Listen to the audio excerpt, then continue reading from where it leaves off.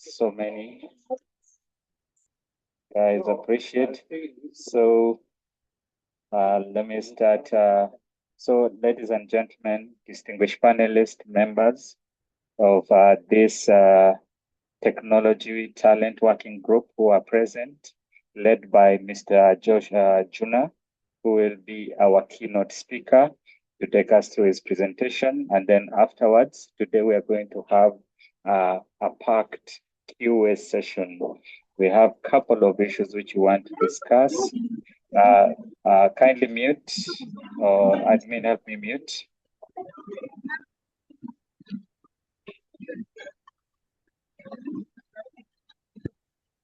Good afternoon, ladies and gentlemen.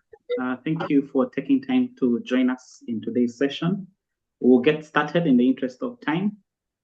Please do give me a thumbs up if you can hear me, so that I can know that I'm not talking to myself. A thumbs up, please, if you can hear me, so that I know I'm not talking to myself. Thank you very much. Thank you. So this is going to be an interactive session.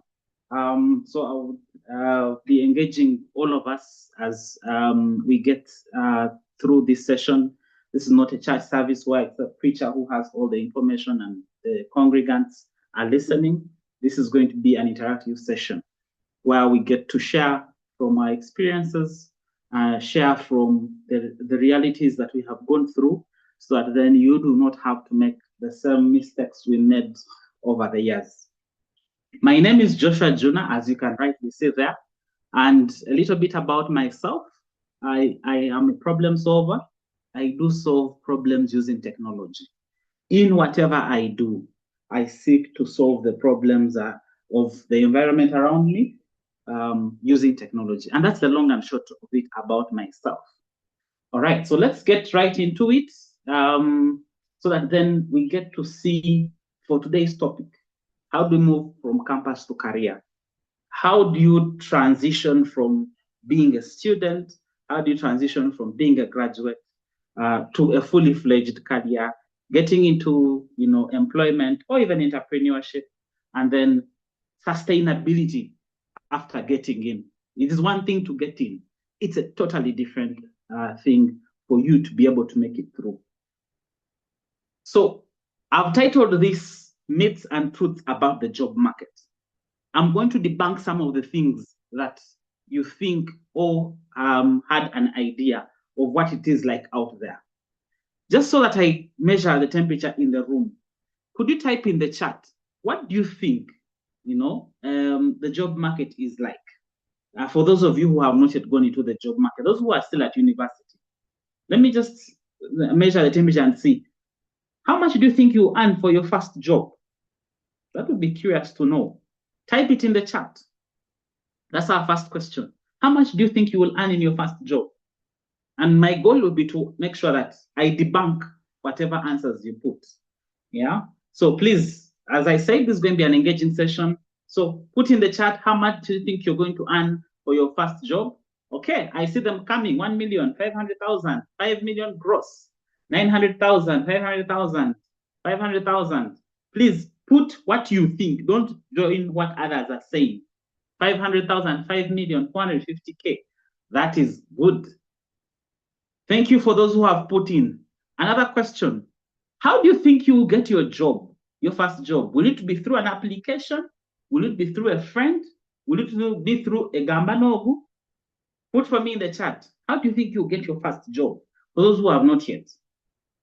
Yeah. Will it be a friend? Will it be through application? Will it be through gambanogu? Luck, yes. Connections, yes. Okay, that's good. I can see some responses. Thank you very much. Another thing that I want to find out from you, how do you think jobs come about? How do jobs come about? Do they just hire you because you've graduated? Or are jobs seated waiting for you so that when you finish, they just advertise and wait for you? How do jobs come about? Put for me in the chat what you think.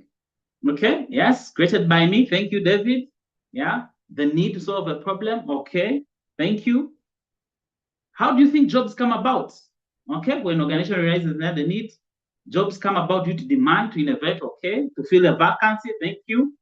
CGPA problem vacancy. Oh, wow, nice. Problem solving. Good. All right. So my goal is to give you the reality on the ground. With all this that you have stated, I do hope that I'll be able to answer, whatever myths that you have. So let's get right into it. And if you have anything you need me to clarify, do put it in the chat because this is going to be an interactive session. All right. Let's look at myth number 1. Who said they're going to apply? Whoever said you're going to apply, here is a myth that I want to debunk. Not all jobs are advertised. That is the reality of the job market. Yes, some are advertised, but not all of them get advertised. So you will never get to know unless you're inside. Okay? So you need to be able to tap into even those jobs that aren't advertised. Another reality in the job market, some organizations do advertise for formality, but they have already gotten someone. But because the policy says you must advertise the job, they will advertise it and even go through interviews, but they have already chosen someone. So they'll just be following formality. Okay? So those are myths I need to bring to your attention that could be wrong, that just applying would be enough. Okay? So many jobs are filled before they ever get to see the public eye. That is the reality on the ground. Now you need to work with that reality in mind. So what usually triggers hiring? Now that's answering the question of how do jobs come about? Yeah. 1, now these are not the only 2 conditions under which a job comes to existence, but this is the most common. Okay. Number 1, when someone resigns, that then creates a vacancy in an organization. Okay, because that job was already existing. Someone has resigned, then a vacancy exists. So what will happen? Someone has to fill that position, most probably internally. Remember, we said some jobs never get advertised. They could be advertised internally. Person fills it where they've left. There's a vacancy, and that's how a graduate like you finds yourself filling that vacancy. Number 2, business expands or grows. Okay, when business grows or business starts up, there's someone who said created by me. That one also creates a job. Okay, so either business expansion or business startup. That's also how jobs are triggered. So one thing I need you to leave with this session is no company hires you because you graduated. There is no company, at least based on what I know, that will hire you because you graduated. Companies hire because of these 2 reasons, and maybe some others, okay? Because they want a problem solved. So you're coming to solve a problem. So that's a myth I want to debunk. And I want to take you through the mind of the hiring managers, the hiring, the HRs, people who are in this process of hiring. 1, it is reactive most cases. Day to day, if you look at the reality on the ground, most times hiring is reactive because someone has resigned, we need that position filled. If you go into industry where there's regulation, new regulation has been passed, we need a position to be filled because the regulation demands so. Okay? So you find that people just resign because, they don't plan the organization that as you guys are doing the 1-year strategic plan, I'll be resigning. No. Someone will get an opportunity and they will resign, give their notice and leave. That creates a gap. Okay?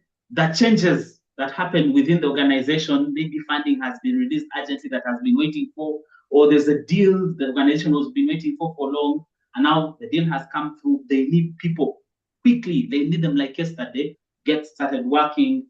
Deadlines for projects shift, so they want more people, so that their work can get done faster. Yeah, and most times they need someone who can come in and plug in. Now, what I'm going to take you through is to get you ready to be that person who can come in, plug in, get the job done as quickly as possible. So what does HR do? First, when they need to fill a vacancy, they usually do an internal promotion because they know the person internally. Yeah, this is not cast on stone that they will always do this. But most organizations, at least the ones I've interacted with, and we will have some of the people in the industry, tell you also their experience. Most times it is easier to just get someone who has been already in the organization to fill that role. Okay. So why? Internal hires are cheaper. Yeah. Because you don't have to pay them much when it's an internal hire, depending on also the organization. Yeah. They are faster because they already know the culture fit. Yeah.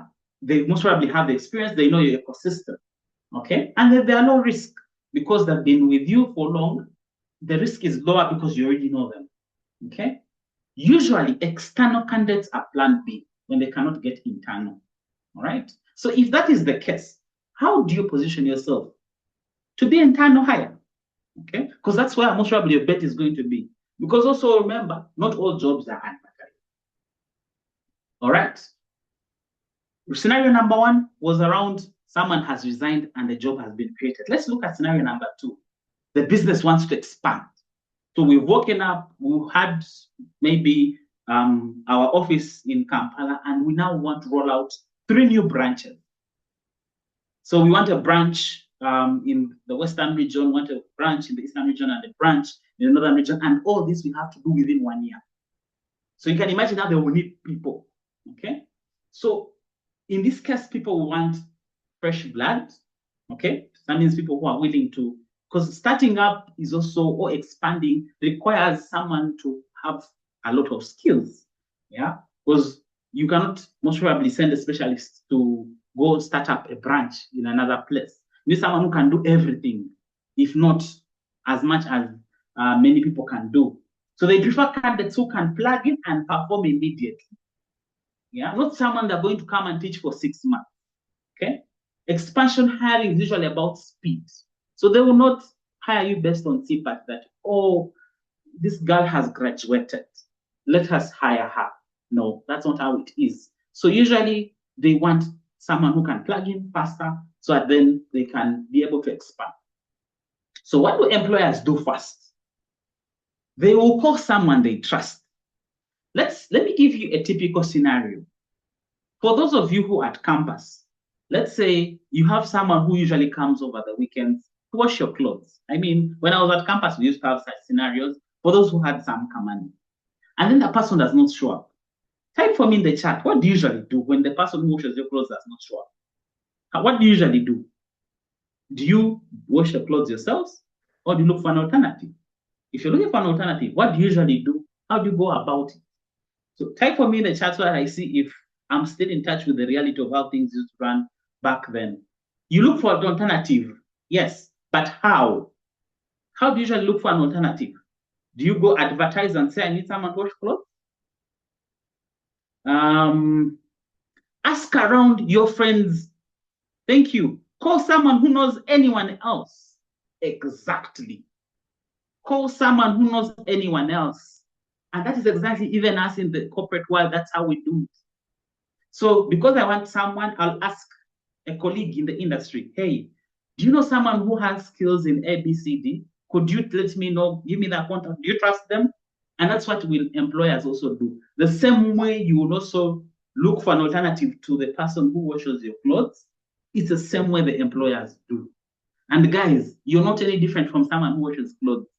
The only difference is that you have a degree, and the other difference is most probably you've spent 4 years, 3 years at campus. But all of you are selling your skills for a pay. So you're not any different. Most probably the pay might be a bit higher, but the fundamentals are the same. You are selling your skills. So we will look for someone we trust, okay? We'll choose someone already tested. So someone who has a brand, yeah? Or someone internally, okay? Then, of course, they want to reduce the risk. So we want someone familiar, yeah? And that's what most employers first do. And that's how jobs come into existence. That's how hiring happens. Let's look at the other myth that I want to debunk, that your CV will speak for me. Yeah, I submit my CV, that's it. Oh, guys, that most times some people don't even look at those CVs. Let's even begin from there. Now, those who do, serious ones, because you can imagine You advertise a job, you receive 2,000 applicants. Who has the time to look at 2,000 CVs? Let us be realistic. It's not practical, okay? So, and we shall see how do most organizations go about it. Now, this I'm sharing based on my exposure and experience, but also I'll have colleagues who come up in the next session to tell you also theirs that might be different from mine. Yeah. So don't take mine as the gospel truth. This is now my exposure and experience. Some people will have different exposure and experience. But take out the common things we shall all speak. So, of course, what usually happens is that employers want to reduce their risk through someone they know or someone who is known by another person who has been referred.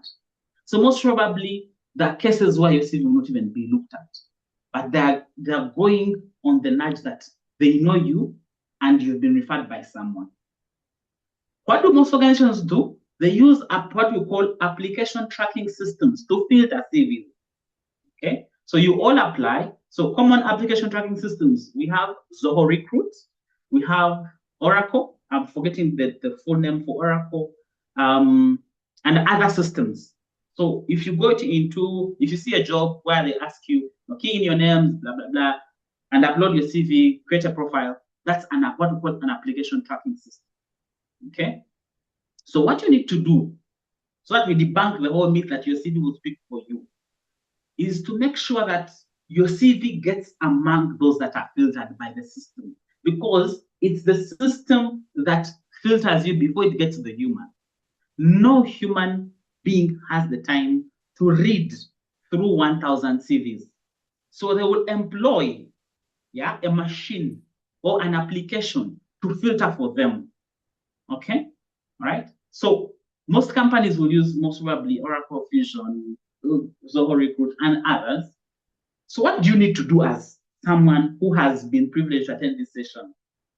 Make sure that your CV captures the keywords, because the system uses keywords to filter. Okay? Tune your CV to that job you're applying for. Do not use the same CV format for all jobs. It will not work. Okay? Because what the application tracking system is looking for are the keywords, and then it filters out. Okay? So even if you're qualified, but you do not have the keywords in your CV, it will be dropped. So this is some information that most probably you will not find lying around. You can only get it in such a session, which is why you need to attend such session. All right. So let's say you've made it through to the shortlist. Okay. You have attended this session. You have been lucky enough to include the keywords, and you've gotten to the shortlist. Now that is just the beginning. Okay. So shortlists usually are also best because these are human beings. You need to understand that the hiring process is also conducted by human beings. So it is prone to human bias. If a guy does not like Chambogo University, who is hiring you, he will never hire you from Chambogo University, despite whether you're competent or not. So it's a human being. You have to be cautious that the human being is doing this. All right. Experience is very important because we want someone who has. Remember, we want someone who can plug in, meaning you need to have had a bit of experience. We don't care whether it was paid or not. We don't care if in your first year of holiday, the whole of December, you went and volunteered at an organization and got the skill, but you are not paid. What we want is that skill. Okay, so please do look for the skills. Because some people say, but where do I get the experience? My question is, what do you usually do on holidays? That's where you can also get the experience. Volunteer, it would be a good point to start. Brand bias exists. You need to understand that. And of course, like I said, internships do matter. Volunteer work does matter because it gives you the experience that you need. So once you've gotten through the shortlist, some of these are the things that are going to make you unique as a graduate. So the key message here is treat small roles like audition. Okay? Internship, when you get an opportunity to do internship, work like there's no tomorrow. Be open to get experience. Be open to tasks, even if a task comes over the weekend when you don't feel like. Yeah. Volunteer, because that shows that you're willing to work, right? Be open to short-term contracts, because those are the ones that will open doors. Because once you're in, that's how you get to know that so-and-so has resigned. So a position is opening up. You will not be able to know. You will find that you're volunteering, and that's how you get to know that so-and-so has resigned and that position is coming up. But if you're not volunteering, how will you know? Most jobs do not get to the public. Another myth: degree gets you hired. Guys, a degree now is the foundation. It's no longer a differentiator. It's a foundation, right? So how are you going to compete favorably in the market? You have to compete with volunteering experience. You have to compete with freelance projects.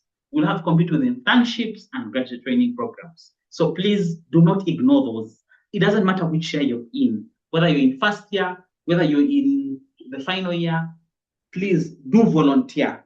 Do sign up for graduate training programs, because that is what is going to give you an edge over others. Okay? So skills is what we want. It's the key word, not the degree. The degree is a way to sieve out. So how do we sieve out? Okay, we shall use the CGPA. Okay, but after you've been sieved out, we want to know what can you actually do, because we're not hiring you because you have a degree.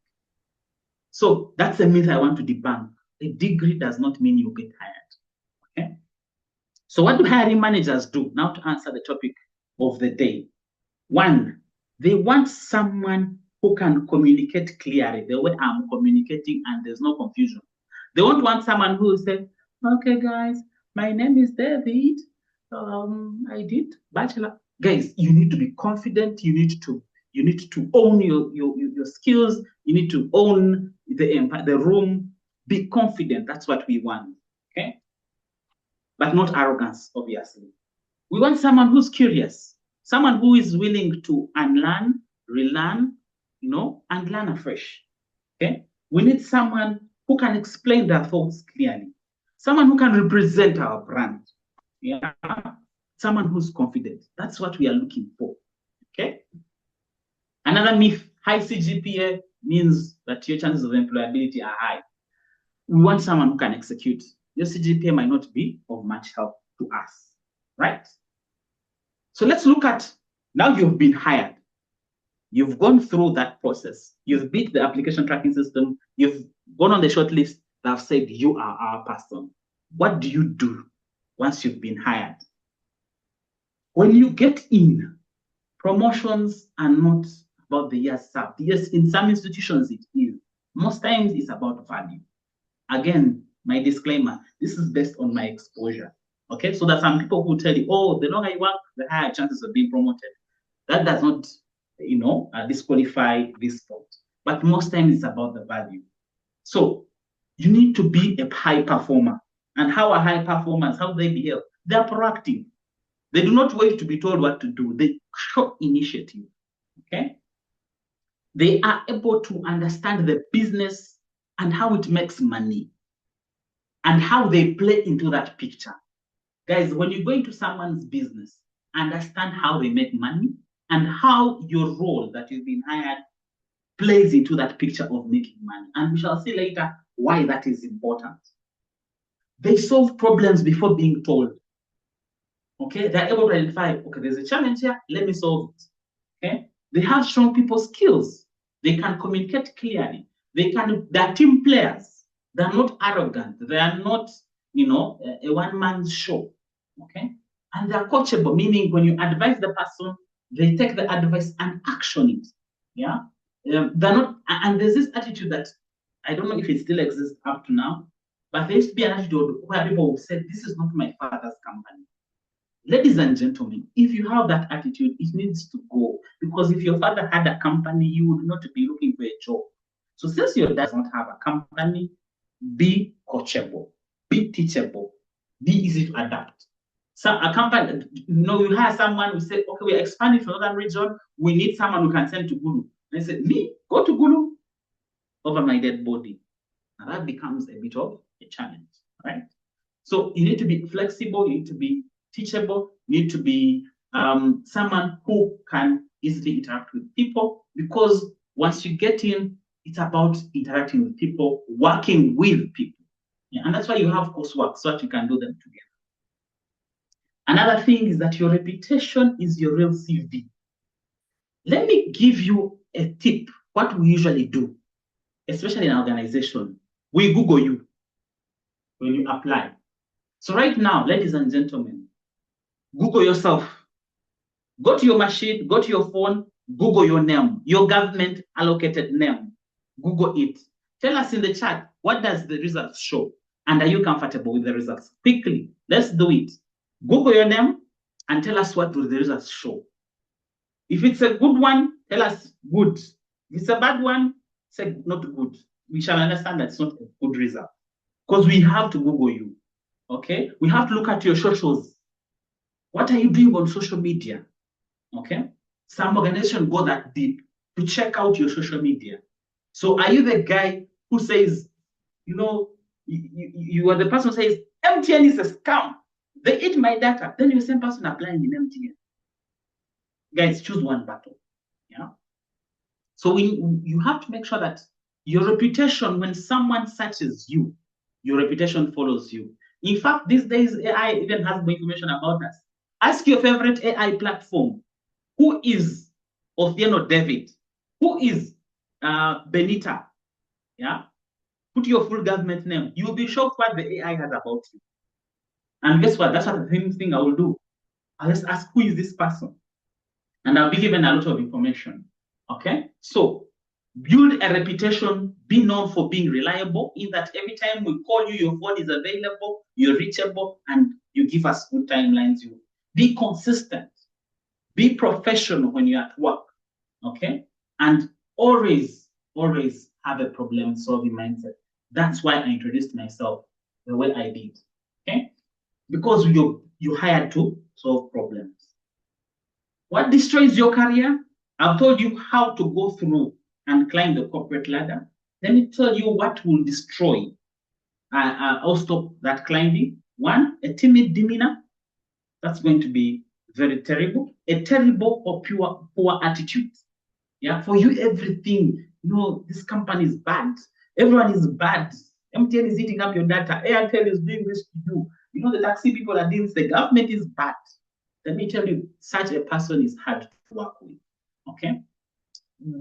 Have a good positive attitude, even when things are not working. Someone who's a culture misfit. What do you mean by a culture misfit? Every organization has a culture. Every organization. Maybe the organization where if you leave at 5, it's a crime. You need to understand what is the culture there and align to that culture. Okay? And the cultures, no one will tell you, but the people who will come after me and the fellow panelists will debunk some of these things. Unrealistic entitlement.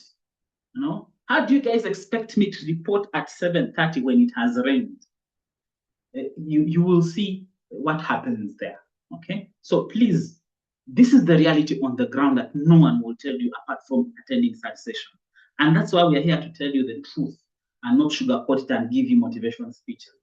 Yeah. So skills may get you hired, but your attitude determines how far you go. Getting inside the door is one thing. Climbing the ladder is one of the hardest because it requires more than your grades. Yeah. So you need to be problem solving. You need to be aware of the business and what it does and how it makes money, which problem it's solving, how it serves customers. Yeah. You need to have industry awareness. So if you come to a hospital, let's say you're working in a hospital, you need to know how does the hospital make money? Who are its suppliers? So don't limit yourself to only the job that you do. Have an industry view. Okay, what's happening around the healthcare industry? What are some of the policies? Have that general knowledge. And the good thing is that this information is readily available. It's on TikTok, it's on YouTube, it's everywhere. Yeah.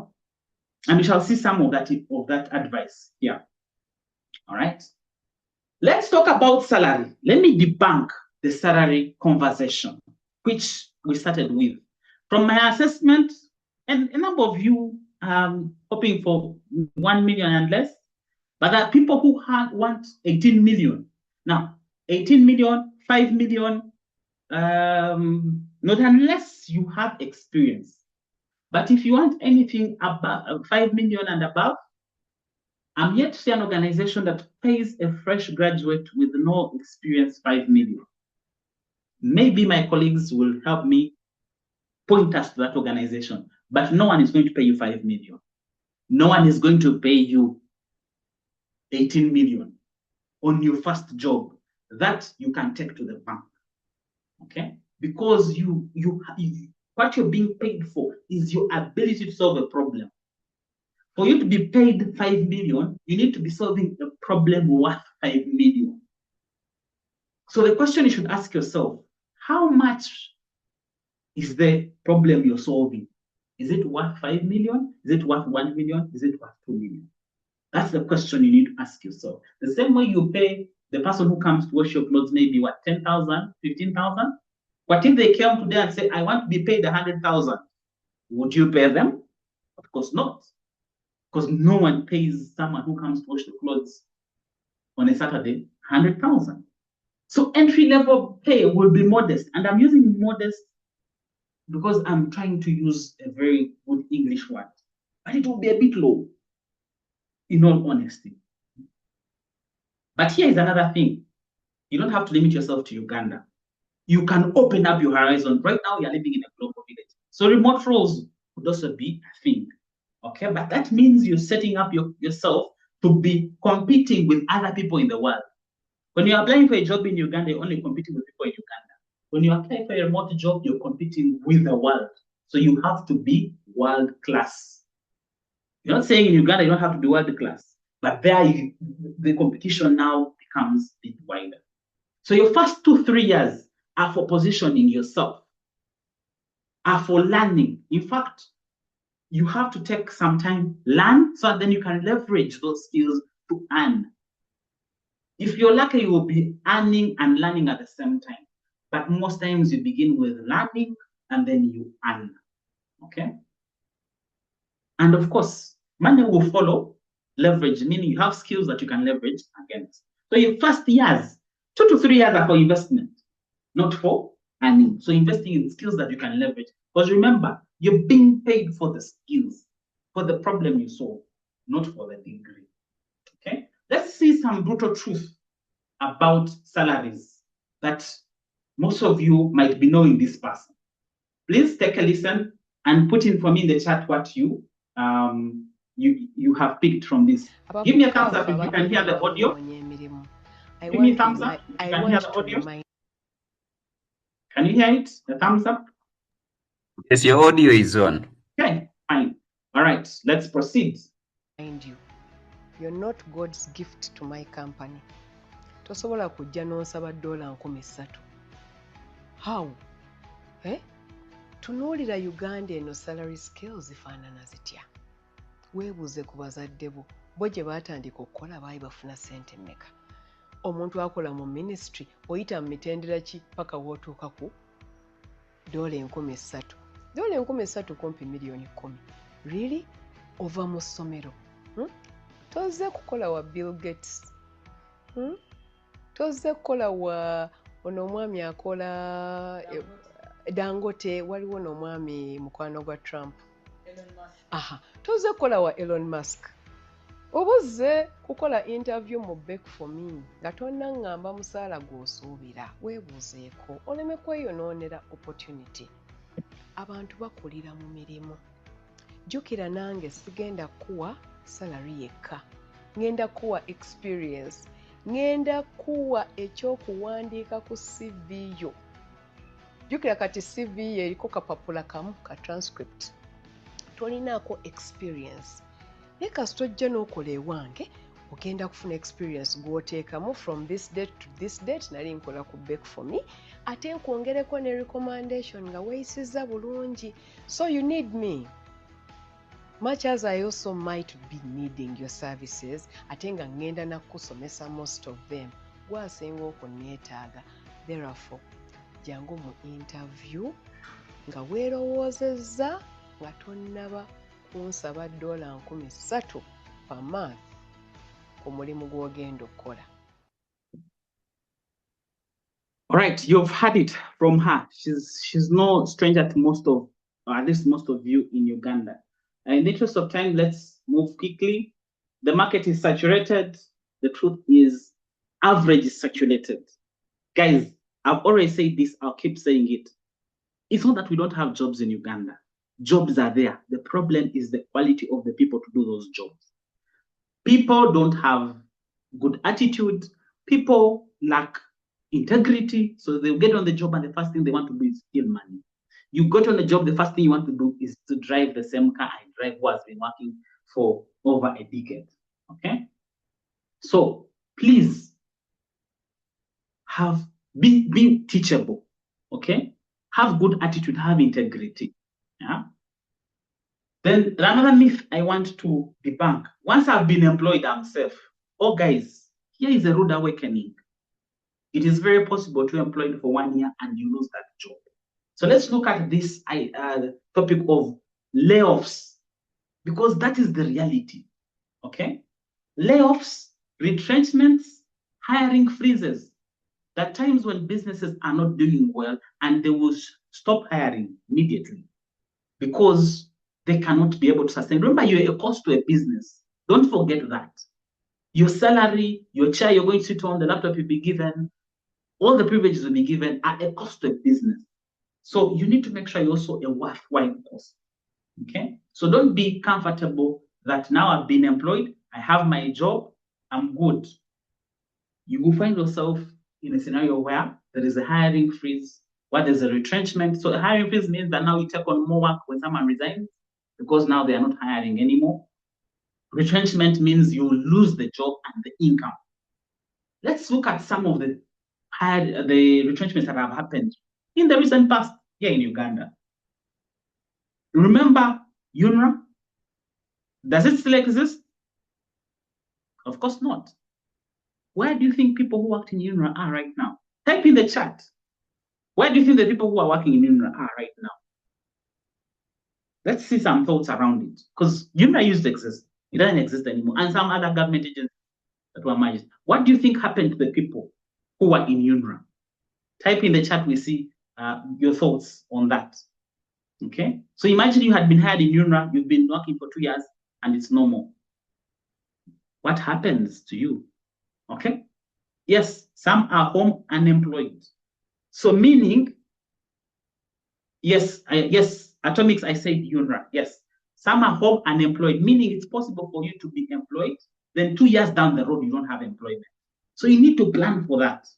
Some were absorbed by Ministry of Works and others are unemployed. So let me ask you, put yourself Bonaventure. Where do you think you will be? Will you be the one absorbed by Ministry of Works or you'll be the one unemployed? And why? Why is it that some were absorbed and some unemployed? What's so special about those who are absorbed? And what is so special about those who are unemployed? Ladies and gentlemen, my cry out to you, make sure you're among those who are not in employment. Okay? Some resorted to funding, some other business sector, others went to Arab countries. So that means just having the job and getting it is not enough. You need to also think about what happens when that job is no more. All right? You remember UNHCR? It has cut some jobs. I personally know a relative who was working there for over 10 years. Yeah? They have no more job. Okay? So you need to also think about that time when it comes.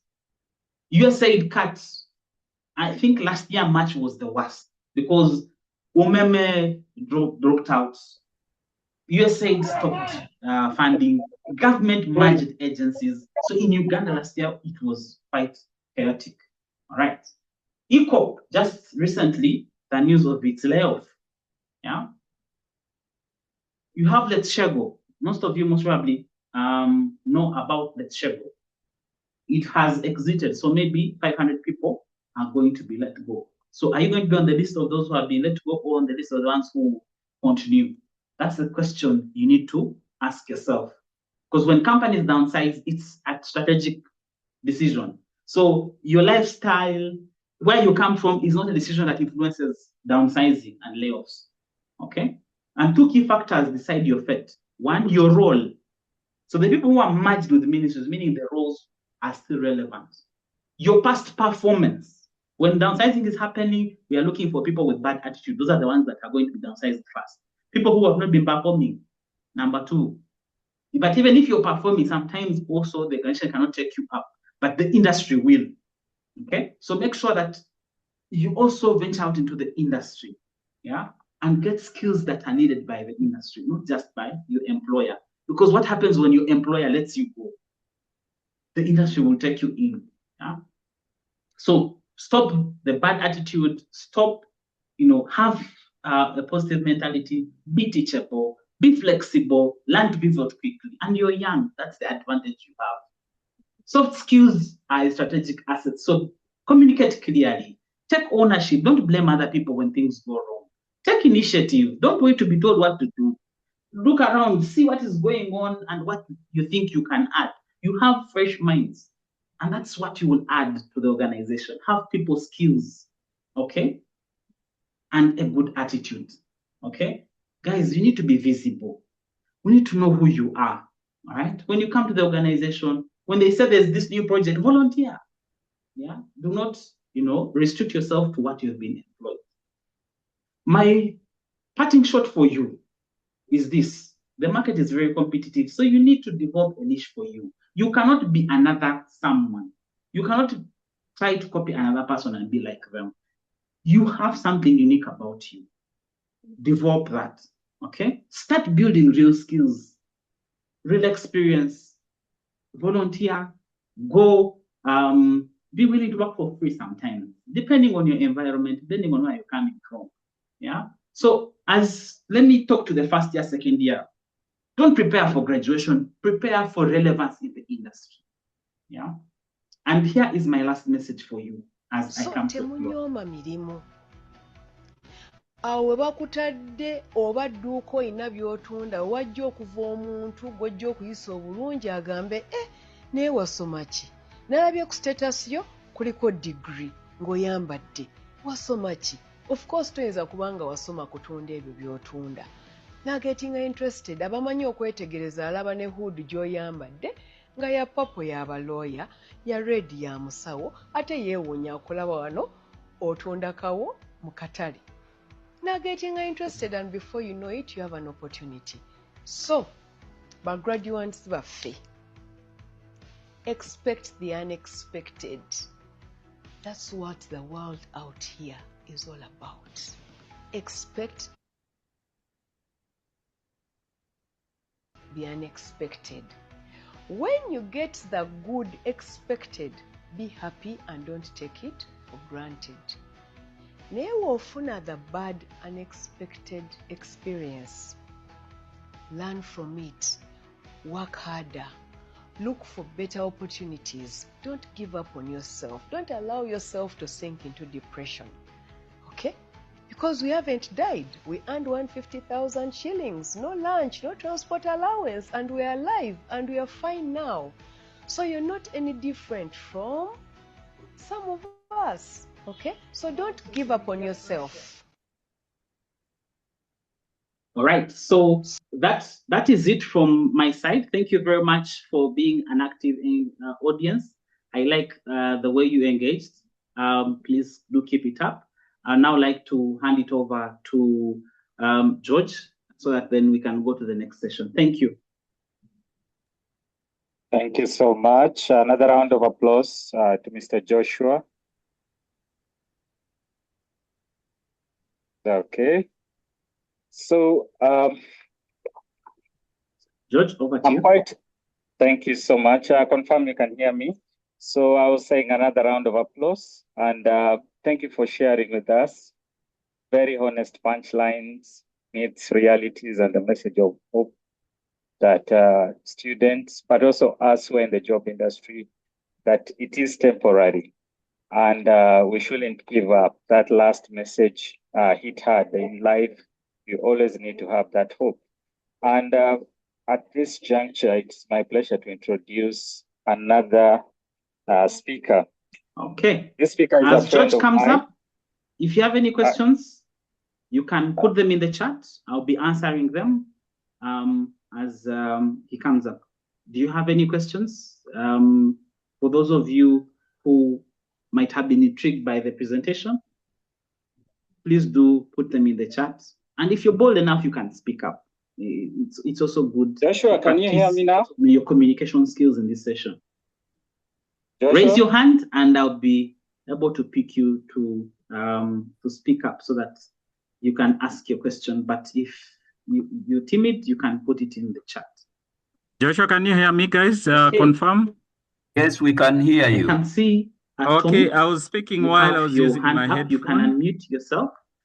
Yes, And then, Joshua? speak up. Yes, I briefly, wanted, I think just a minute. If the previous speaker was still saying something, so we were having a voice interlapping.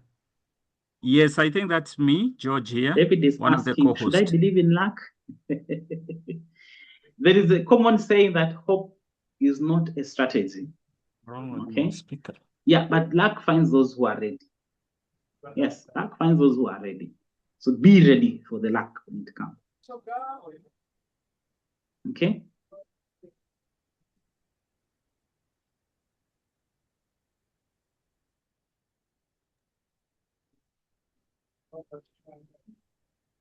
I think Josh, you're on.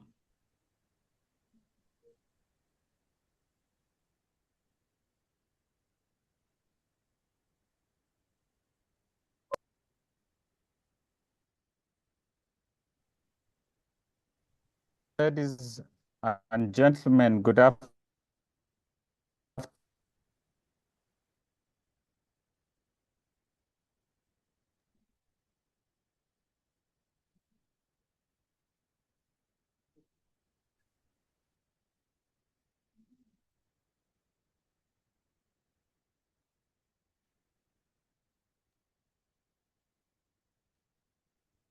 Ladies and gentlemen, good afternoon. Yes, good afternoon. Good, confirm. So I hope, were you able to hear me from the time when I started the session? Yes, we were. Okay, so I wanted to come in now and first of all, throw in my weight behind our first speaker, who was Joshua, and those honest punchlines. At this time, I want to take this opportunity to welcome another speaker. I hope he's ready. His name is Joshua Moses Waswa. He's going to bring in another perspective of the recruiter and the employer's perspective in this discussion. And perhaps you might even meet him in your next interview. So I request you, as students, this is the person to follow in your LinkedIn. He shares with us opportunities. He's the co-founder and the chief executive for Swift Minds, a management consultancy providing recruitment, workforce, outsourcing, staff development, career readiness, and business growth services across the sector, including technology, banking, telco, energy, and others. So he's a corporate trainer, inspirational speaker, not a motivational speaker. He's a top 40 under 40 leader. His experience spans those areas which I mentioned. So far, he has trained over 1,500 young people for opportunities in various sectors, including oil and gas. I do believe he's the best person for this topic today also. I want to hear his perspective. So, ladies and gentlemen, allow me to welcome Mr. Moses Waswa. From an employer perspective, what truly distinguishes a graduate who is qualified from the one who is ready to create value. So, Moses, the floor is yours. You have 20 minutes, and hopefully after that, we'll open up a Q&A session where we shall have all of us participating, including you, our hosts, and also we have the students, lecturers, and any other member of the public. So Moses, you're welcome. Thank you.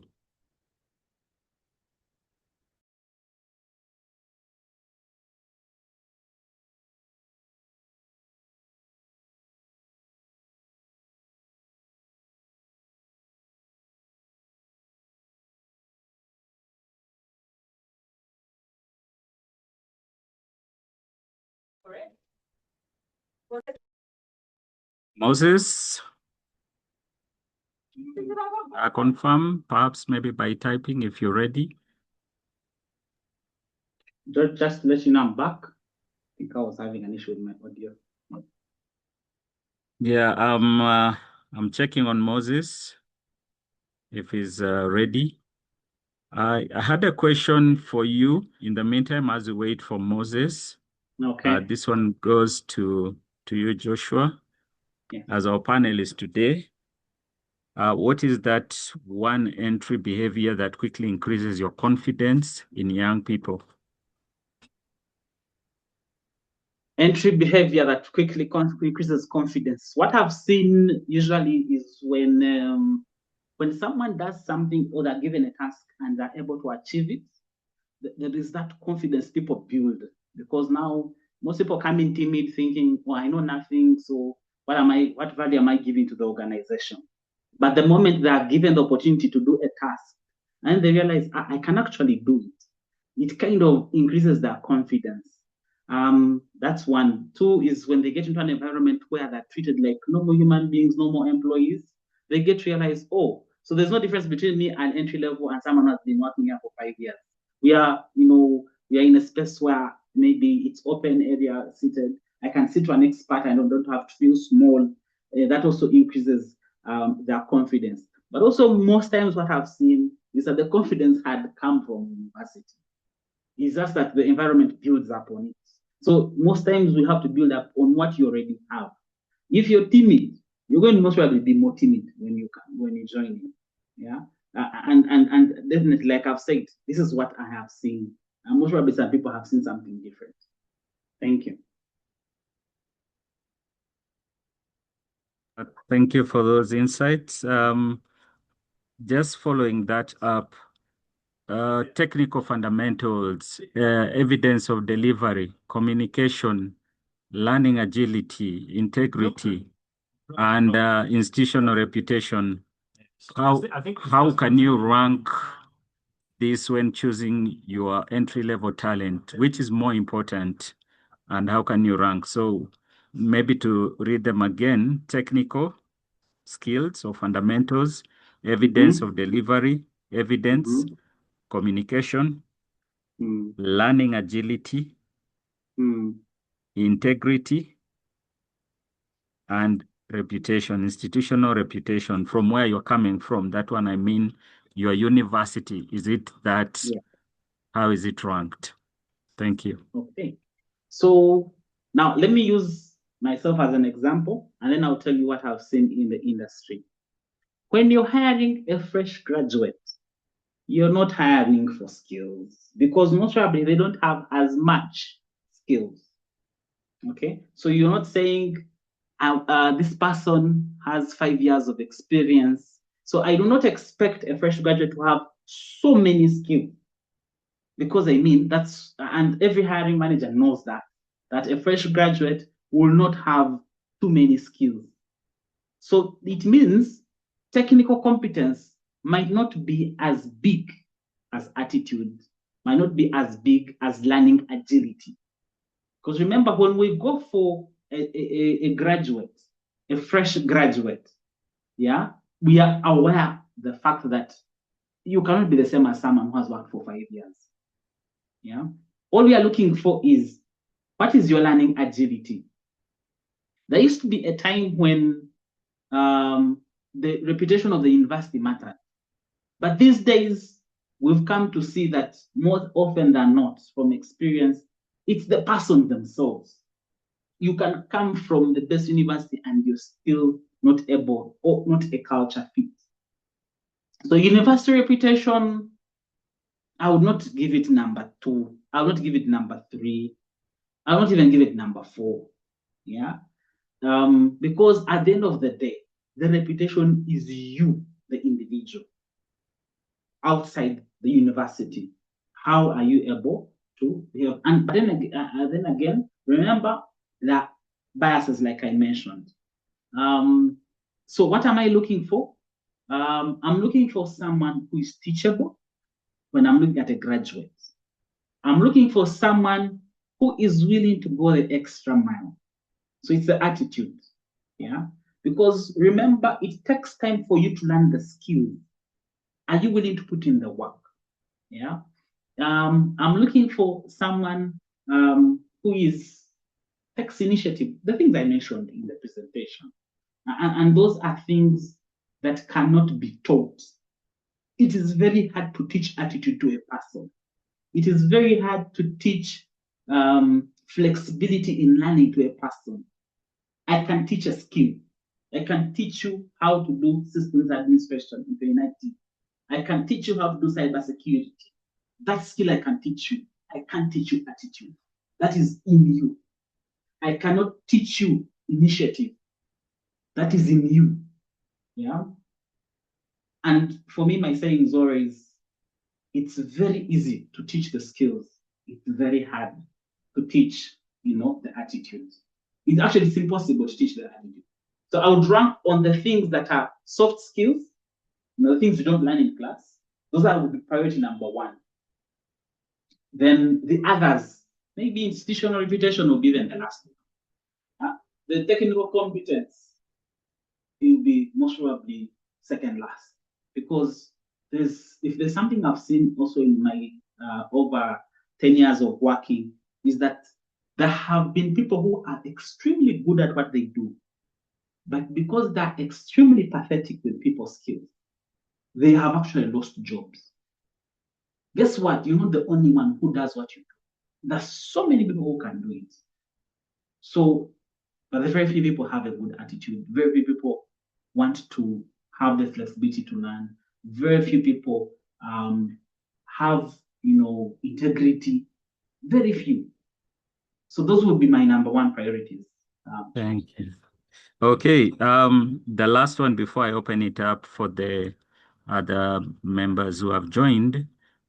So how do you manage the bias which you've talked about? You gave us an example of the person who washes clothes for the students, or anyone whom, let's say, I can relate it to my situation. You have a house help and resigns, and you need to have someone to help you in the house.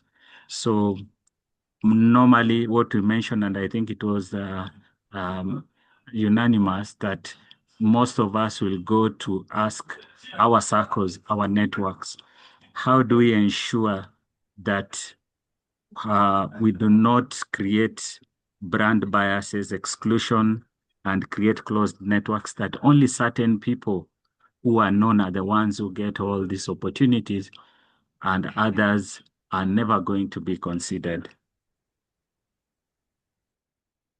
We live in a man-eat-man society, unfortunately. It's a jungle out there. That one is the reality we need to bring across. Some opportunities are meant for you, some are not. Not all opportunities are for you. Because remember, you need to also be awake to some of the realities and myths I debunked. There are some organizations where the person has already been hired. And most probably it's because the permanent secretary is their uncle. Okay? Or most probably because their dad is a friend to the CEO. So the CEO has already issued instructions. Hire this person, but follow procedure. Even if you do what, you will never get that role. But guess what? There's that opportunity that is meant for you, that is open. Yeah, where you go, compete, and get on merit. So you need to choose wisely. Then also, my last video, if you remember, expect the unexpected. The things you didn't think would happen will happen. You go to a place and you'll be told at the end of the month, you'll be given 5,000. I mean, at the end of the week, you'll be given 5,000, and that's it. So expect the unexpected. Position yourself to also brands that match your values. Let me give a typical scenario. If you are a Muslim, you don't believe in alcohol, would you go work for a brewery company? Okay. If you you get the point. Are we supposed to answer that, Joshua? Yes, in the chat. Yeah. In the chat there. Yeah. You need to position yourself for organizations that also match the things you stand for. Yeah.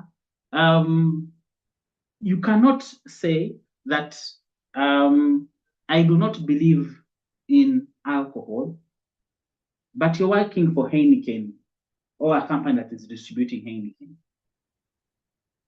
Okay, so some opportunities are not for you. That's a reality, George. Yeah.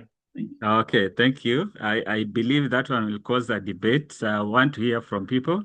Otherwise, you might be born in a place where that is the only opportunity. We have a question. So this question is going to be, it's open flow. Please raise your hand. We have a question online, and it's for all of us. Let's have us participating. So it has been shared by Atomix. He's saying his network is poor. So he's asking, what advice or knowledge will you give to someone who is always volunteering, available, eager to work, is self-pushed, but when applies for job adverts on a given company, he's volunteering, he isn't shortlisted. This is actually volunteering in those companies, then get shortlisted, gets depressed, also loses some energy to be positive. He knows it's a process or stage. So members, let's help Atomix. What do you think? You might need to begin doing better. I hope that's not his story. If it is, I know one day things will change. But let's have listen. So we have Emma. Please go ahead and mute and share on this particular issue. Good afternoon, everyone. Am I audible? Very audible to me. Clear. Okay. Addressing the question that Atomix has raised, he could be representing several other people or students who may be going through the same dilemma. Some are on this call, others may not be on the call. One thing I tell young professionals is at times you may find yourself volunteering in an entity that is having a weak human resource structure. You may not be the problem. And at times, it's not about your skills. Over the years that I've been in practice and working closely with the different organizations and their human resources, I've realized that particular entities have human resource managers who may not necessarily be inclined to respect what a human resource office would require them to do. This is where you find human resources hiring only their relatives. There are those who hire central to a particular faith. You'll find a human resource who only hires Muslims. And if you're a professional or a young professional who is a Christian, you will end up staying in that position of being a volunteer. Even if you put in your application, you may never be hired. So as a young professional, this is what I could advise you. Open up your mind and don't only be focused or don't have interest in only being hired within that organization where you're volunteering. There is no crime in sending out your applications in other organizations, because you could be a victim of what I just said. You could be in an entity where the human resource is weak in a way that the HR does not hire people of a particular faith, or the HR is not professional in his or her way of running the office. And then that frustration will eat you up. So the earlier you realize that I need to throw out my applications in other organizations, as you keep volunteering in the current one within which you are for purposes of learning and gaining the bit of the experience, but move out there, drop out the applications in other companies, as you also look out within your other connections for a placement. And once it comes in, please be ready to move. If an opportunity comes in, your application is approved in another organization, be ready to move, and then you begin working in your professional life. That's what I can say.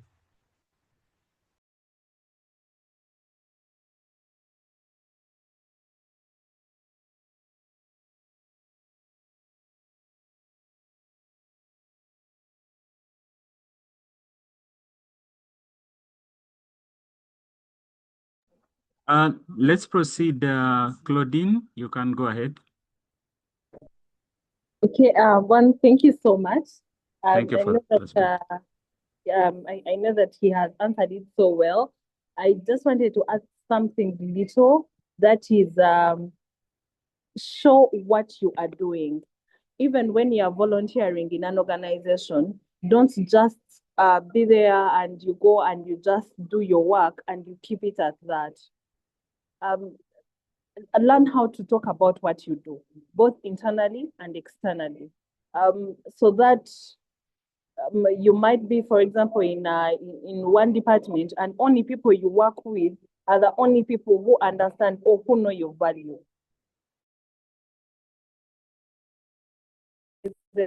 With even other people working, for example, in other departments, let them know what you are doing and how you are contributing to the company. Then beyond that, show what you can be able to do to the outside world. Especially now, really with this social media era and all these different things, you cannot just keep quiet about the work you do. So show up as you volunteer into that organization. More like open your mind so that your end goal in that organization does not only be being hired there. Especially that, honestly, even when we volunteer, at times we don't have control over whether they will take you up or not. But you can just use the same organization to show your expertise, to show that, hey, I'm working here and this is what I'm doing. And that usually communicates that you can be able to do the same thing given an opportunity, even in any other organization. So as you keep applying, show your work both internally and externally. Yeah, that's all I wanted to add. Thank you. Thank you, Claudine. Communicate, position yourself, visibility. Juna, the last, give us some insights on this, and then we go to the next question, which is there on the chat. I'll give the simplest form of example. By show of hands, how many of us have ever bought from someone because we saw them advertising on social media?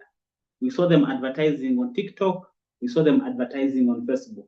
How many of us, by show of hands, have ever bought? You don't know the person, you've never met them, but because you've seen them advertising on social media, you have bought from them. Okay, we are many, because even me, I have done so.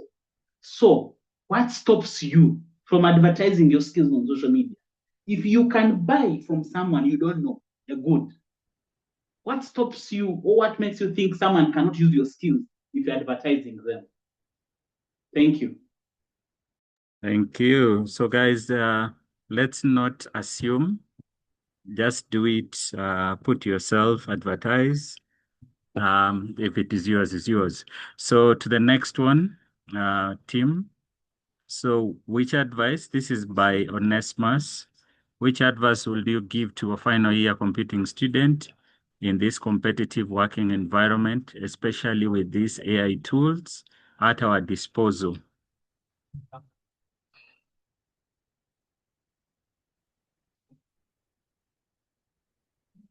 Emma. Go ahead, Emma. For Nesmas, I'm going to give you my submission would rotate around the experiences I've had. But I would want to give my advice with the mind assuming that you're not only looking at the competitive working environment in Uganda. Right now, we are discussing within the Ugandan context, But some of us, after this call, maybe tomorrow or in a month or next year, you would find yourself developing interest to secure employment outside the borders of Uganda, perhaps in Europe, perhaps in Kenya, perhaps in South Africa, or even in North Africa. I work closely in Belgium, but something that I learned from Belgium is students, specifically from the University of Antwerp, which I equally work close with, have developed a culture of where they run monthly, we call them monthly labs. These monthly labs bring together university students, then they bring out professionals, then there are professors who actually even come in the monthly labs. And they use these labs to shape the direction of young professionals. They use the labs in terms of product development or working out a solution for something that needs to be solved in case there's a challenge.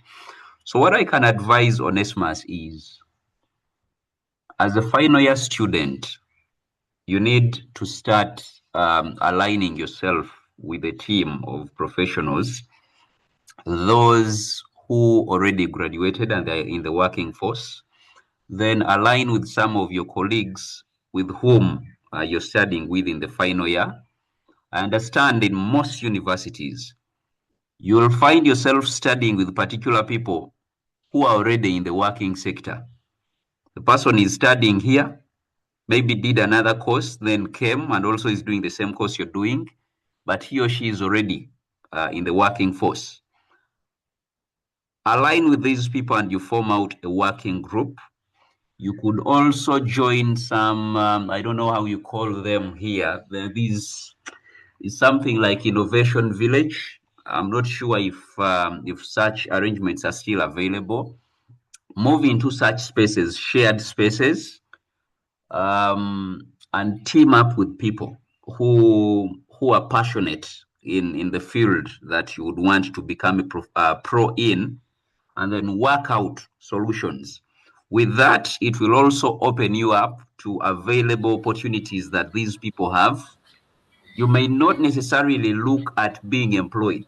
When you move into these shared spaces or professional spaces, you could even discover that you're not engineered to be in employment. You could actually turn out to become a consultant in a field of your choice.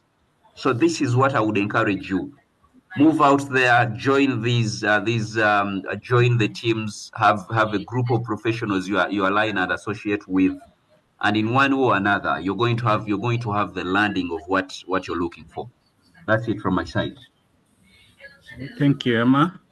Onesmus, let me share my experience and what I'll advise you.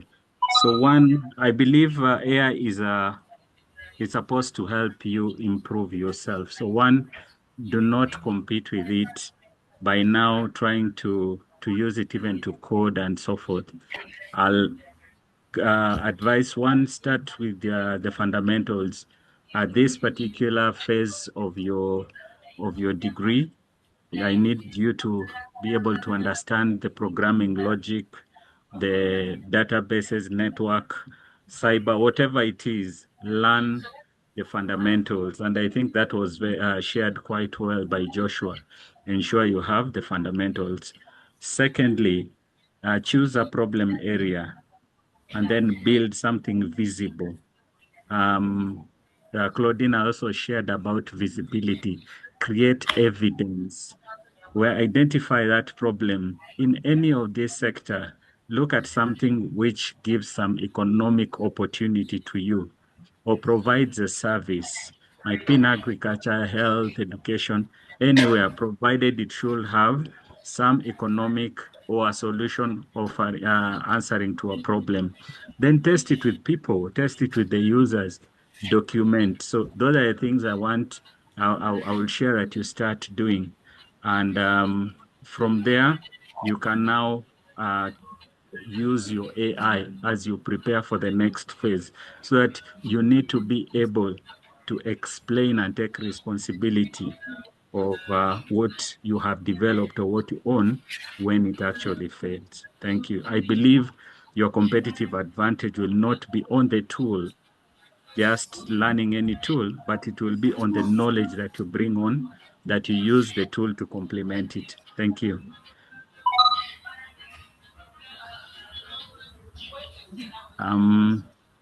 Do we have any person, any other member who wants to contribute on this? I have Bata. Please go ahead. Hi, everyone. My name is Bata, and I happened to join the call late, but I'm practically very impressed with the kind of discussion that is happening here. Now, I happen to be a student as well, but in the workspace, and I can feel that these kind of questions are coming from a person like me, let's say 2 years ago or 3 years ago. But in relation to what the kind of question that we're answering right now, I want to answer it in a perspective or in a way how I have navigated such kind of fears, because these are fears that sometimes are engraved in us because we don't talk about them.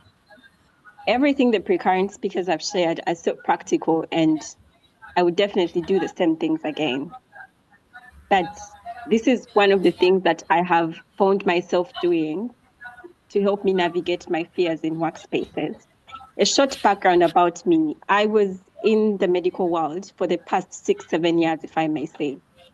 But then I ended up into a space that I didn't know I belonged to, but because I was ready to take on baby steps, but also very eager to learn and see and explore what is out there. So as someone who is in the AI world, I would want to re-echo this. No one has autonomy over AI, and no one has a blueprint that this is how AI is going to work 2 years from now or 10 years from now. But the basics remain the same. So you need to first discover what your passion is. You're only into this space because you need the skills that can help you navigate in today's world, which is having technology skills, which is having proactive skills, the personal skills. But you need to know what you want to be or what you want to do as you. Now, once you understand that, you will then know which kind of practical knowledge you want to employ when solving challenges around you.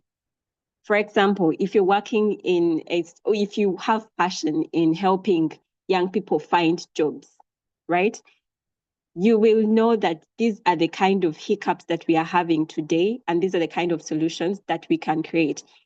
Despite the fact that the job market is tough, you will stand out because number one, you discovered yourself, your kind of skills, and you as well improved on them by working on real time and real challenges. I think it's one of the things that one of the pre-current speakers talked about.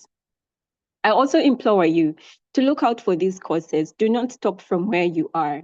There are so many practical courses that are important that you can add on your resume, and they will make you stand out. If you want to succeed in any place, you need to have a skill, a character, or something that helps you stand out from the rest. And everyone is gifted. Everyone has that special aspect on them that helps them stand out. But it's only a few that are willing to work on them and help them explore or be the person they want to be or achieve or go to greater heights.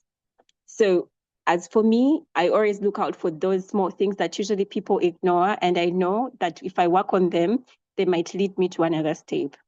Of course, networking is very important.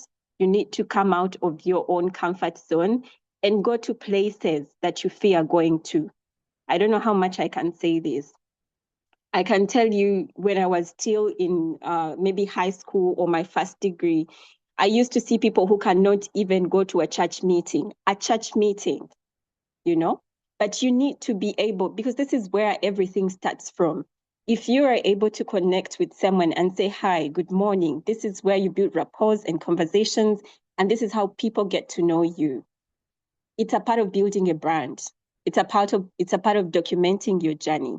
So your networking does not only mean you need to look for those professional big places where C-suite are sitting, but also you need to be able to network horizontally with the people around you, whether it's your teachers, your friends, because they know the next person who knows the next person who is in need of someone like you. You don't need to be a genius at anything. Remove that doubt and void in yourself that you have to be a genius to start working on anything or be in a certain place. The moment you have a thought that you need to be there, that is the time you must be there. Nothing should stop you. No one has autonomy over you. It is you and your dreams and your goals. This is the only way you will achieve. Otherwise, no one has it figured out. So don't worry. You might be scared the job market is tough, but no one has it figured out. As others are getting fired, others are getting hired, and they're not the best people. But there is always something. Maybe it's a connection. Maybe it's a skill that they've just adopted. Maybe, so you have a lot on your plate that you can play with. But make sure you pick the right dice and play the right card when you have the opportunity. I could speak forever, especially on such things concerning navigating life and work. But allow me to stop here, and I wish everyone the best. And I'm so happy to be a part of this platform. Thank you, but I wouldn't mind listening to you the entire day. Kudos to the way you have shared your perspective. Just wanted to take this other one better. So this is something quite, it's a different scenario. So it comes from Daniel Pieruhanga. Very smart gentleman. You'll see him in his profile pic with a suit and tie. How does one position himself well for a desired opportunity? And should one be open for roles even though they are out of the field of study? But I think you mentioned one or two things about that. I'd like you to take that one, and then we also open it up for others. Thank you so much. Maybe I need to pass clear the air here. I do not have the gospel truth on how you're going to navigate life, especially if you're getting out of school or anything in that manner. No, but I'm only sharing in reference to my experience, right? So I think if you want to be successful, there is a saying that says a jack of all trades, but I think a senior of none, something like that. For me, this is one thing that helps me go through every chance that I get. I'm not saying that you be a jack of all trades, but you're going to have that flexibility in you that where there is need for you to bend, you must bend. And where there is need for you to align in a straight manner, you must align. Every opportunity that you get, make sure you grab every lot that is there. For example, when I was working as a medical laboratory technician, everyone knew that I would not sit in the laboratories for the entire 8-12 hours. But I saw myself as the best technician in the space at that time. I did my placements and I was the best at that time. I made sure I learned everything I needed because guess what? I didn't know that I would be out of there. Maybe I would go into a referral hospital. Maybe I'll post it somewhere. Maybe I'll be a research assistant at Johns Hopkins, and I needed the skills. So wherever you are positioned, you're going to have to make sure you digest everything that you have to take from there. Now, to move on to how do you know that this is where I'm supposed to be, it goes back to what makes you happy or where your passion lies, okay? As much as I was a laboratory technician, my passion was about talking to people. I do have a good customer service, but I couldn't deliver it best when I'm only working with patients. And I wanted to be a part of decision-making teams, policy influencers, meeting people out there. I couldn't do it alone with the kind of patients that I was dealing with. So I knew if I'm to get out of this place or develop more, I need to have the knowledge as a laboratory technician. I need to also grow my skills in communication. Now, growing my skills in communication just opened another door into another industry. You're not going to jump from one industry to another, but you're going to have a trail. You need to have some chronicles that you're following. Understand your capabilities and know what can I add more to help me get there. When you have these steps with you, sometimes you don't have the clarity, but you need to have a faint step that you want to do. See yourself as maybe a minister of education, but what do they need for me? What do I need to change in that ministry? What do I need for me to get into that space? When you know where to find that knowledge, gather it. I usually use my LinkedIn for all my connections.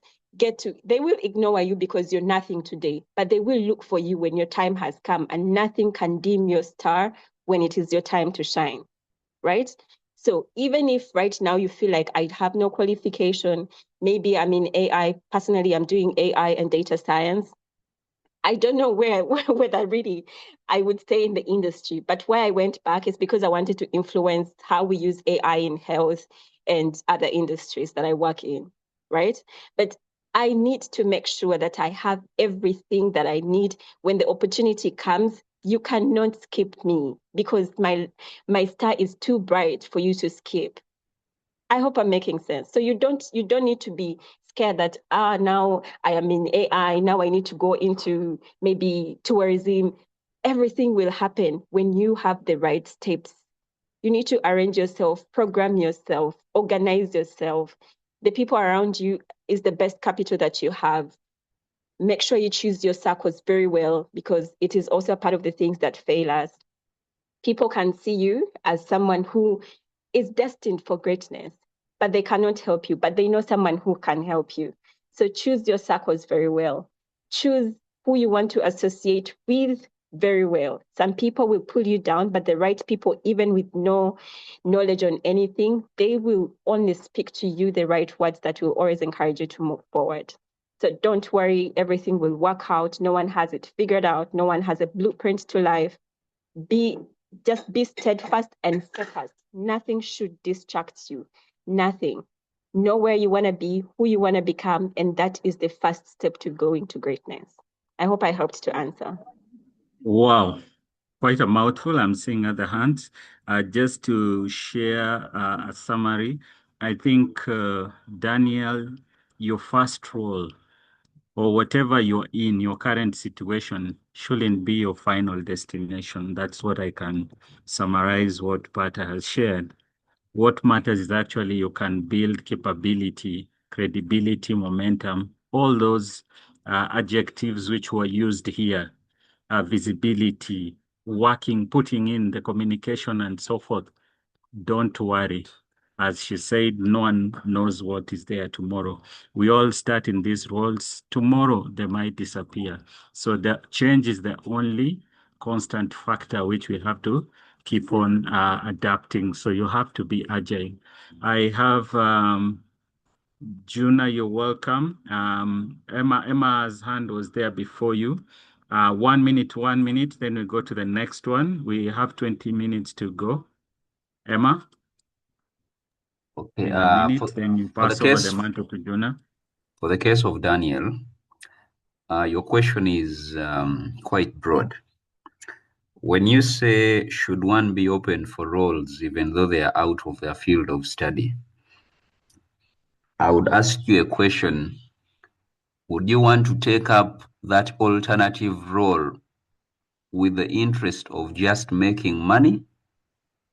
Or you'd want to take up that alternative role with the interest of you becoming a good professional in the alternative role? My advice would be, based on what my friend told me a couple of years ago, that you need to jump into a boat where you'll be able to sail out of the ocean in case the tides get quite high.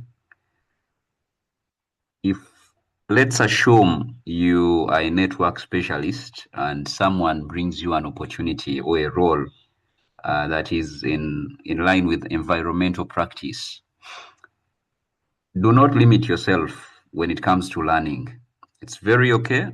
You can take up that opportunity, but don't just take it up for the case of just earning that small, some little amount of money for you to, to make ends meet.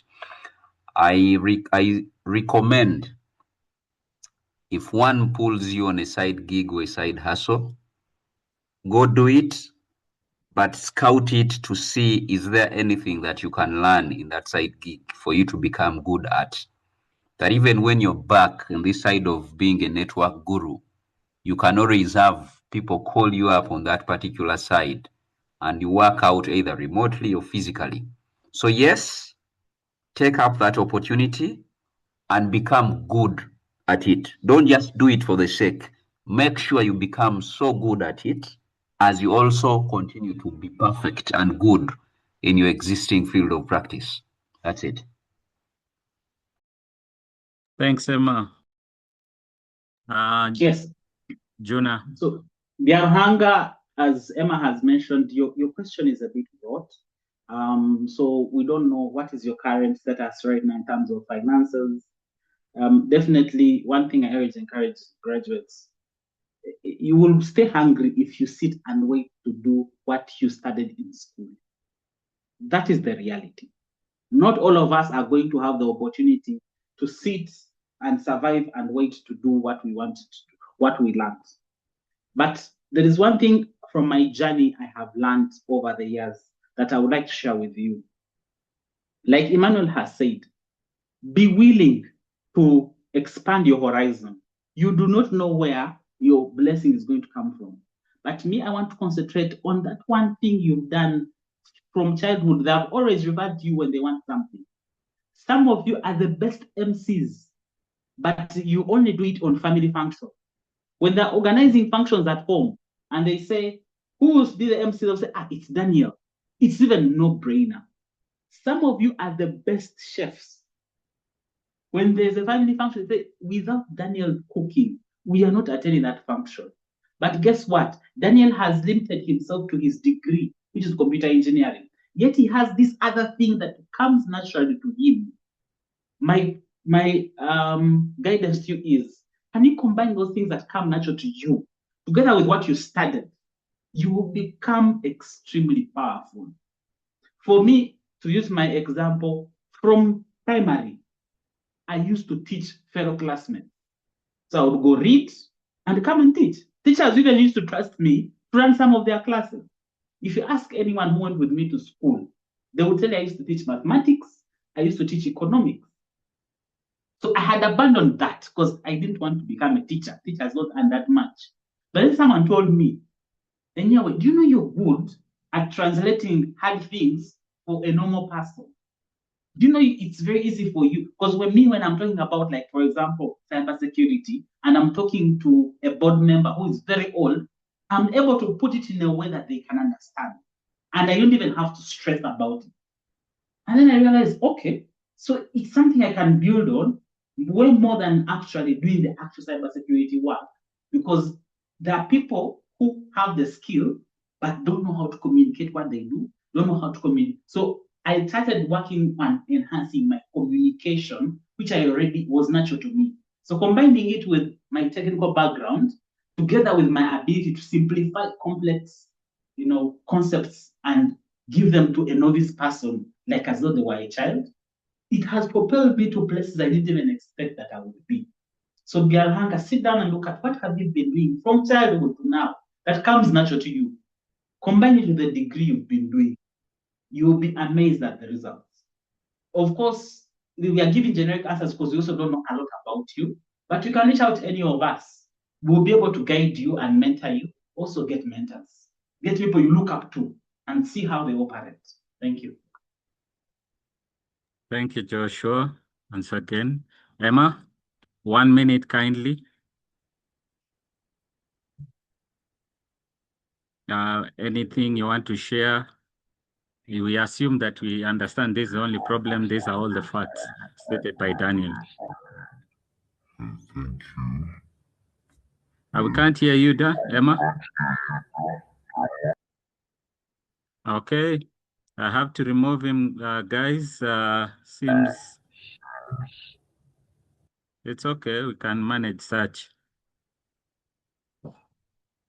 Let's go to the next one.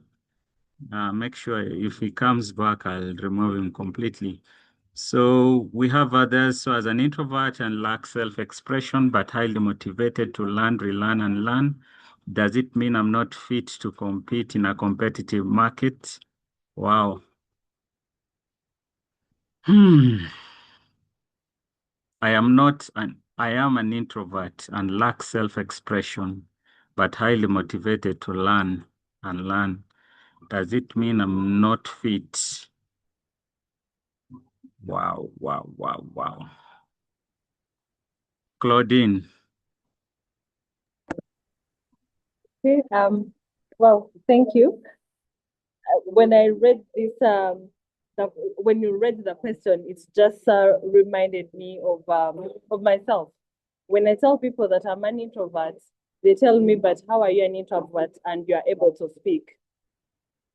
Because speaking is a skill, you learn it. Self-expression is a skill, you learn it. And I think the very first step is you realizing your problem. So if you have already figured out that this is the challenge I have, then you get on a journey of learning how to do certain things. At times, some of these things of I'm an introvert, I'm an extrovert, and all these things, at times they just put us in a box telling you your limitations. Yet you can get out of it. So you do not allow to be put in a box and you just settle for that. Get out there, find what you need to find, and then you learn how to express yourself. And I why we can't even express ourselves is because we don't have knowledge of that specific maybe topic. So once you learn different things and you are good at certain topics, you are able now to share and you're able to speak out. So don't use something of a man introvert as an excuse. Also, I think one of the people I had talk about introverts, something which has stayed with me is being an introvert doesn't pay bills. So would you rather just be quiet and you keep in a state now and your bills are actually not getting paid and you're not moving ahead? Or would you rather show up, speak, and then you don't need to be out there all the time. You just need to know that me as an introvert, how do I get my energy back?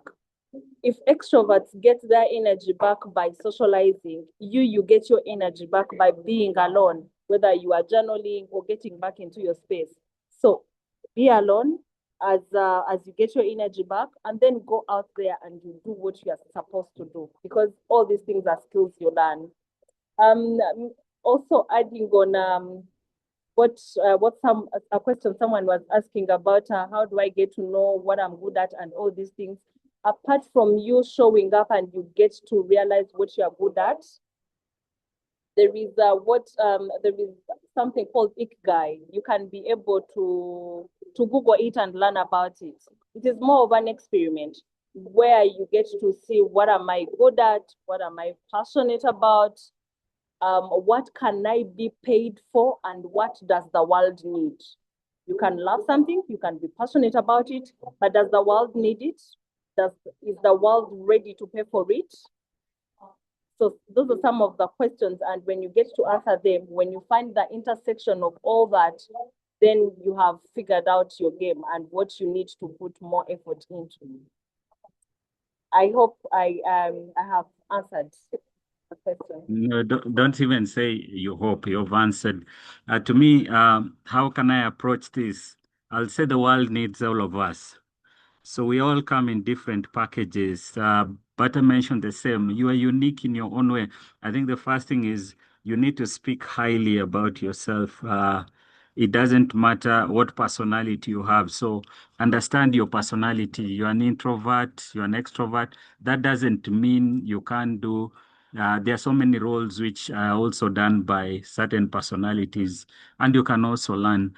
I just want to end by sharing that the loudest people in the room are not always the one that make the decision or the ones who know stuff.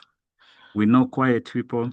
I have one of them here in office who, when he speaks or when he calls you aside, if you didn't keep your ear open or you don't get his viewpoint, then I assure you, you might have lost or missed out a very good insight. So you are needed everywhere. So use that. That is your power. While other people are loud, You use that grace. You might even find it gives you a better perspective.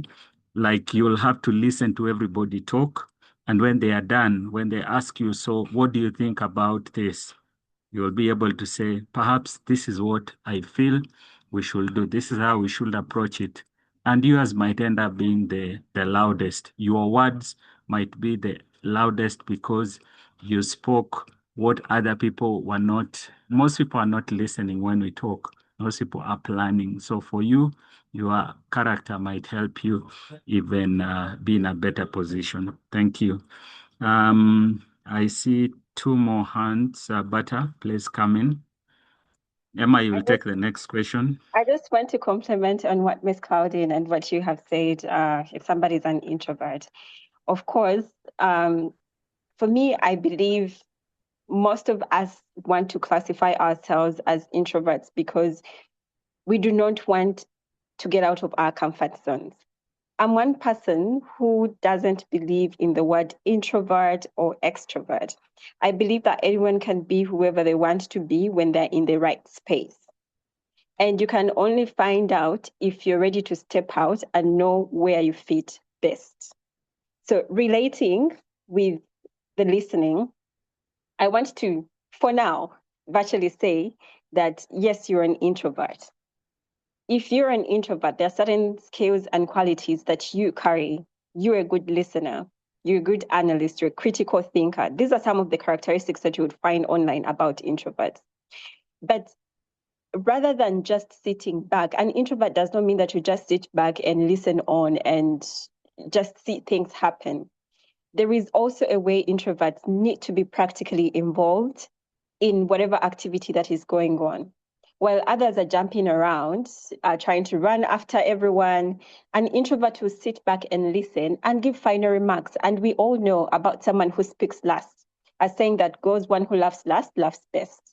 So use your skills, the listening skills, the more analytical skills like what the current speaker has said. You will get to identify the loopholes in people's work, and this is where you bridge the gap. I feel like this is your strength because people who don't usually engage, they know where the gaps are and they can only be spot on at the time when they stand out to speak. But also I want you to work on something that personally I had to as well try to dig deep and know whether I really am an introvert or an extrovert.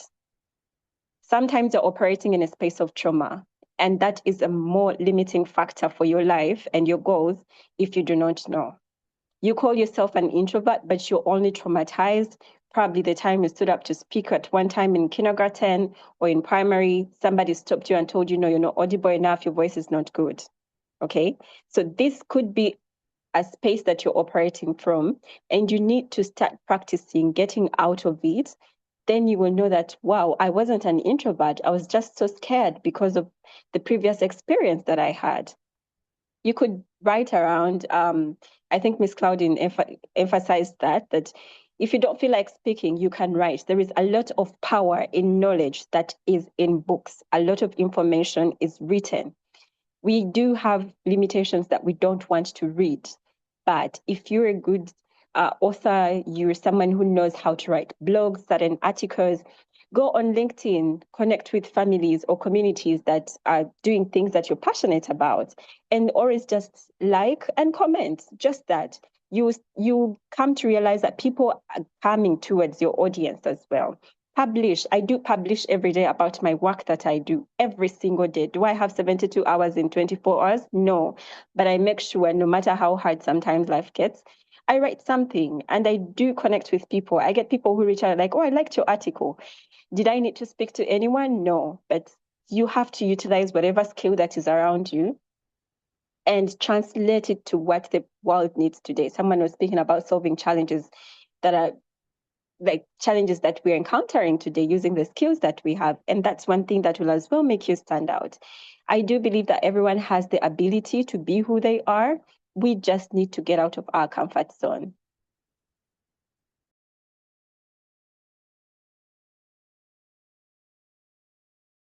Thank you, Butter. Emma, in a minute, as I get the last question, you can share your perspective. I don't We know only if have 9 minutes to go. I don't know if Techno K1 5K is a lady or is a gentleman, but I would love to have a one-on-one sit down with him or her. And please, Techno K5, reach out. The person who has that bit, who wrote about being an introvert. I would want to introduce you to a group of people who are going to shake you up. And by the time you realize it, you'll be vocal, you'll be active, and you'll be in position to do things that you had been limited at doing by thinking you're an introvert. We need a one-on-one session. Back to you, host. Thank you, ladies and gentlemen, panelists or our co-hosts, students and other members of the public. It has been a very interactive session. I'd like to close this session today by asking us to do some retrospect using some of these questions. I want us to take note of them. I'm going to put them here on the chat. One is to the students here. What is that one idea from today changed or sharpened your view of this campus to work journey? That is the first one. The second one is, what is that one problem will you pursue, one skill you will build, and one proof point you will create?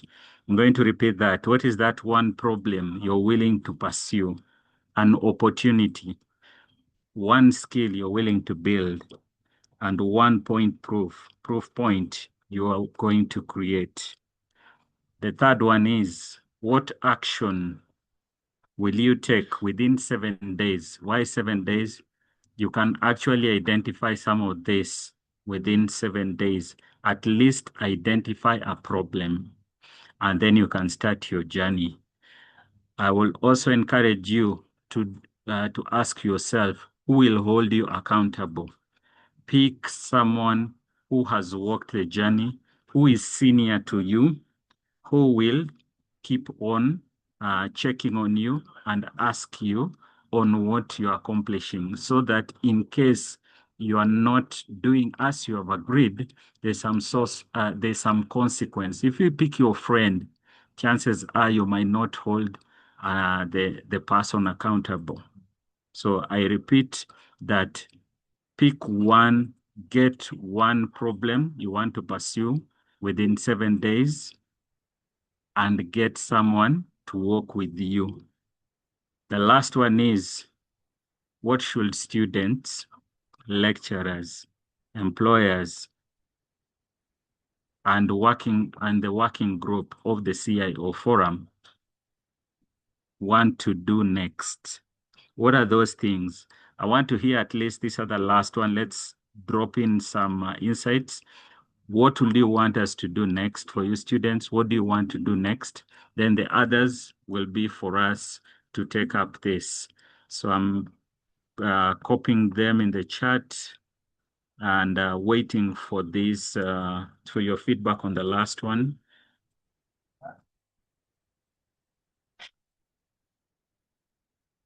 Regarding what is it that you want from each one of us, you can put what you want to achieve, but also what will you want us to do as the forum. Thank you. Claudine, and to the team that organized this session, back to you. And thank you so much for giving us this platform. Thank you for inviting the host, Joshua. Appreciate your insights, appreciate your time. We had very active members that I really want to acknowledge in this. We have Emmanuel, we had Bata, and there are many others. Atomics, for your questions. There's Techno. Thank you so much for sharing, for having that, being vulnerable to some of your questions, for sharing so that you might want to get a solution. So over to the Secretariat to close the session. Let's give our feedback on what will you want us to do for you. as the CIO Forum. Thank you.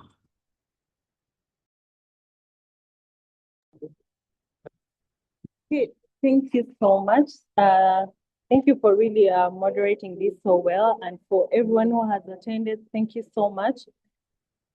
I'm so sure that today we really had an amazing one to our presenters. It was so good. Thank you. I'm so sure everyone who has attended today has gotten something or two to learn. I realized that we have shared in the chat room a link where we can be able to get into our WhatsApp group so that our communications are even much easier. So please, if you're not yet part of the WhatsApp group, be able to follow through, be able to join in so that we are able to even grow together better. So at the beginning, we were not able to talk about what CIO Forum is all about, and I'm going to just do it in a shortest period possible. So the CIO-CxO Digital Leadership Forum, it is an accumulated professional community for Uganda digital and technology leaders. So this does not limit us who are still students. It is for each one of us, and our vision is to be Africa's most influential platform for senior digital and technology leaders in driving innovation, governance, and national digital transformation. So this is done quite in a number of things. We have different core focus areas: closing the digital adoption gap, digital skills as economic infrastructure, platforms over apps for scalable growth, from policy strength to execution capabilities. So we do that, and we keep convening quite a number of things. We have monthly working groups. We meet every last Friday of the month. So you should also be able to interest yourself with some of these things. We are being told about networking. So be able to show up for that. I think someone was asking what they should be able to do as their final students. So these are some of the events you don't want to miss. And then more importantly, we have the Tech Talent Program, which is this specific program. We have the CIO-CxO Conclave, which is also a forum's annual flagship summit. And all these different things, you can be able to check our website, and you see quite a number of events which keep coming up so that you participate. We have the CIO Women's Circle, which is so good for the ladies who are here. You know what that means. We need to get into these spaces, and it becomes very important for us to be able to talk about more digital and technology and leadership and all these different things.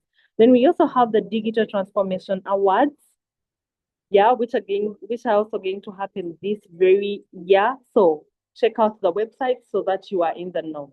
Now, more importantly, about the tech talent.